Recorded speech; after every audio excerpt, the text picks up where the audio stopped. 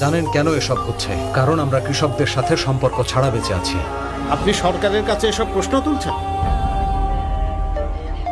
না, আমাদের সবার কাছে।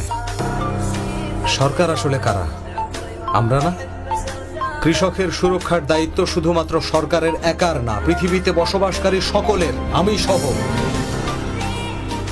এই কারণে সেই কৃষকদের সুরক্ষার জন্য আমি আমার উপার্জনের 90% কৃষকদের জন্য দান করে দিচ্ছি।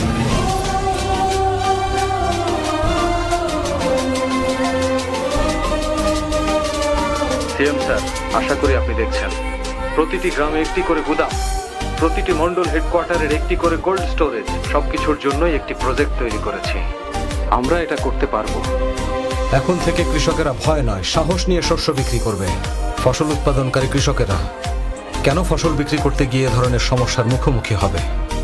এটা আমরা কোনো কৃষকদের স্বার্থে করছি না, নিজেরা নিজেদের জন্য করছি। আমি কৃষকদের প্রতি করুণা থেকে এসব করছি না, সম্মান থেকে করছি। কৃষকদের আমাদের করুণার দরকার নেই, তাদের প্রয়োজন সম্মান, আর আমরা তাদের সে সম্মান দিতে বাধ্য।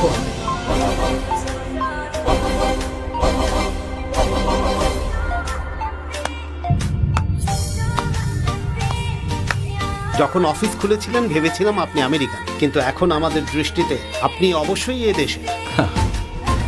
কোনো সন্দেহ নেই স্যার, আমি এই দেশেরই মানুষ। আমিও আপনাদের মতোই এই দেশে জন্মগ্রহণ করেছি আর বড় হয়েছি লোকাল। এতক্ষণ আপনাদের সঙ্গে সিইও ঋষি কুমার কথা বলেনি, বলেছে কে সত্যনারায়ণের পুত্র, কে ঋষি কুমার।